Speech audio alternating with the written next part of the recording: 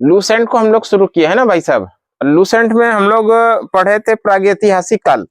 प्रागैतिहासिक काल किसको कहते हैं? प्रागैतिहासिक काल इतिहास कहते हैं उसको जिसका कि कोई लिखित साक्ष्य नहीं मिला हो, प्रागैतिहासिक काल, है ना।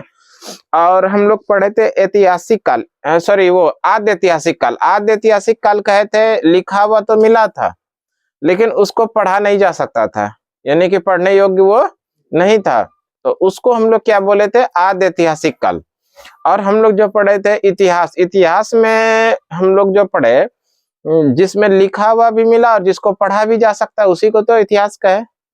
ऐसे उसके पिछले क्लास में हम लोग पढ़े थे इतिहास। इतिहास के फादर ऑफ हिस्ट्री वो था हेरोडोटस। और हेरोडोटस ने एक प्रसिद्ध पुस्तक लिखा था जिसका नाम है हिस्टोरिका। और इसी हिस्टोरिका में पहली बार किसी लेखक ने भारत के बारे में लिखा था। भारत के बारे में जो लिखा था पहला व्यक्ति कौन है? हेरोडोटस। और इसी हेरोडोटस को कहा जाता है क्या? इतिहास का पिता। इसी क्रम में हम लोग आगे बढ़े थे, आद्य ऐतिहासिक काल पढ़े थे।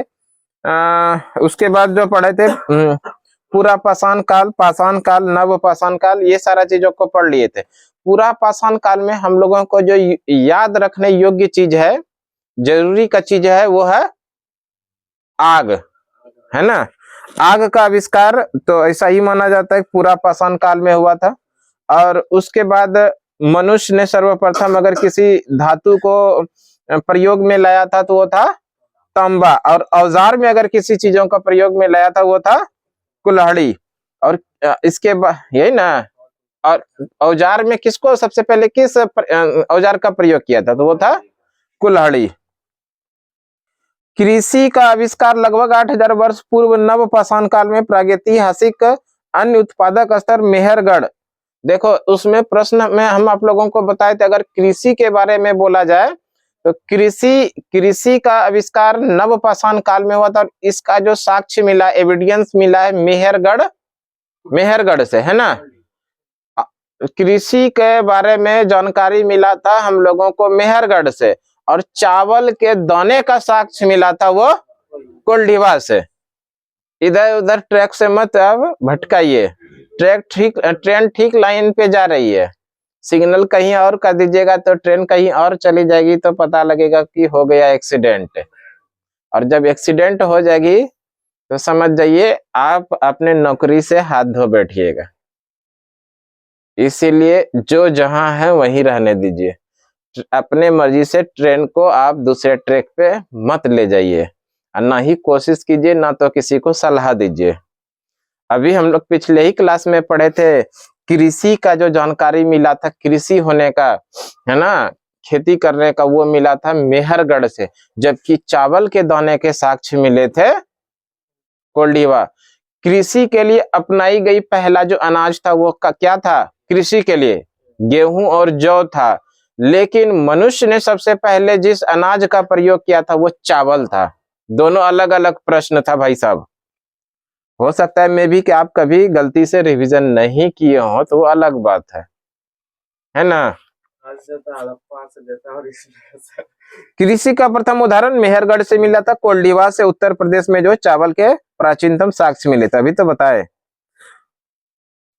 भारत का सबसे प्राचीन नगर, भारत का सबसे प्राचीन नगर, ये उस समय की बात है जिस समय हमारा पाकिस्तान, भारत का और पाकिस्तान दोनों एक ही था, है ना।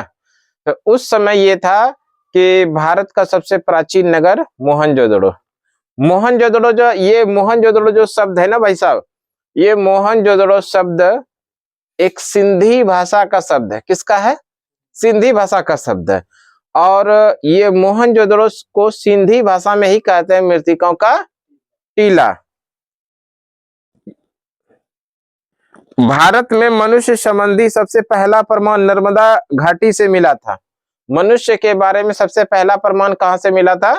नर्मदा घाटी से। सिंधु घाटी सभ्यता भी हो गया था, है ना। सिंधु घाटी सभ्यता पढ़े थे।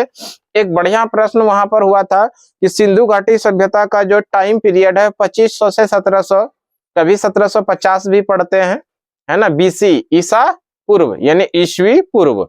ये जो टाइम पीरियड 2500 से लेके 1750 ये 1700 जो टाइम फिक्स किया गया, ये किस आधार पे फिक्स किया गया है? तो ये फिक्स किया गया था कार्बन 14 यानी C14 के माध्यम से।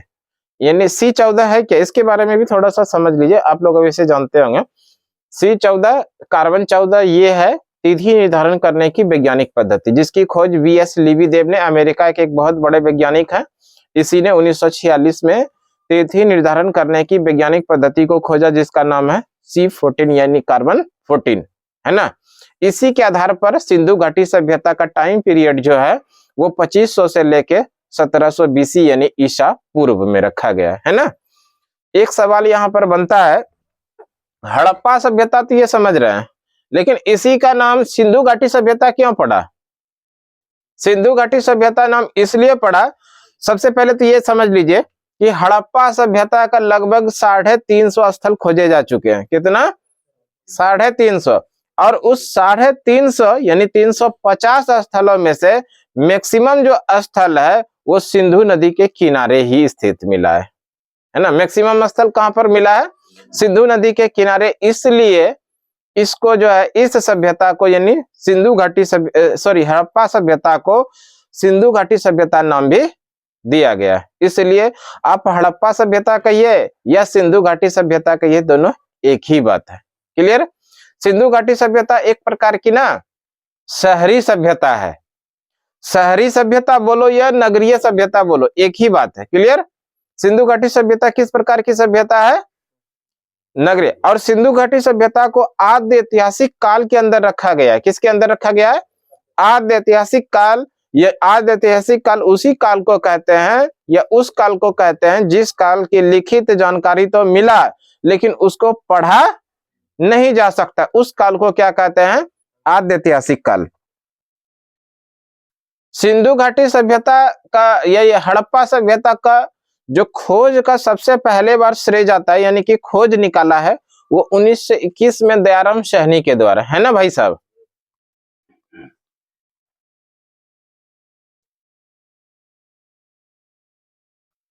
सिंधु घाटी सभ्यता की सबसे बड़ी स्थल मोहनजोदड़ो, है ना। लेकिन भारत में अगर पूछा जाए सिंधु घाटी सभ्यता का सबसे बड़ा स्थल तो राखीगढ़ी, है ना। कौन सा है? राखीगढ़ी, जो हरियाणा के हिसार में है। इसके अलावे सिंधु घाटी सभ्यता का जितने भी स्थल खोजे जा चुके हैं, खोजे गए, और भारत का जब स्वतंत्रता हुआ, भारत स्वतंत्र हुआ और भारत का विभाजन हुआ, तो सिंधु घाटी सभ्यता या हड़प्पा सभ्यता का सर्वाधिक स्थल जो है ना वो पाकिस्तान में चले गया। कहां पर चले गया? पाकिस्तान में। क्लियर? लेकिन भारत में जो शेष बचा, तो भारत में सबसे अधिक सिंधु घाटी सभ्यता का स्थल किस राज्य में है? तो वो है गुजरात में। क्लियर है? भारत में सबसे अधिक सिंधु घाटी सभ्यता का स्थल किस राज्य में है? गुजरात में। एक इंपॉर्टेंट सवाल जरूर याद रखिएगा, सिंधु घाटी सभ्यता का या हड़प्पा सभ्यता का पहला स्थल जिसको कि यूनेस्को की विश्व धरोहर की सूची में शामिल किया है वो है धौलावीरा। कौन है? याद रखिएगा निश्चित रूप से इसको। सिंधु घाटी सभ्यता या हड़प्पा सभ्यता का यूनेस्को की विश्व धरोहर की सूची में शामिल किया गया पहला स्थल कौन सा है? धौलावीरा। और ये धौलावीरा भी कहां पर है? गुजरात के अंदर है ना। कहां पर है भाई साहब? गुजरात। इतना हम लोग पढ़ लिए थे, ये सारा चीज पढ़े थे।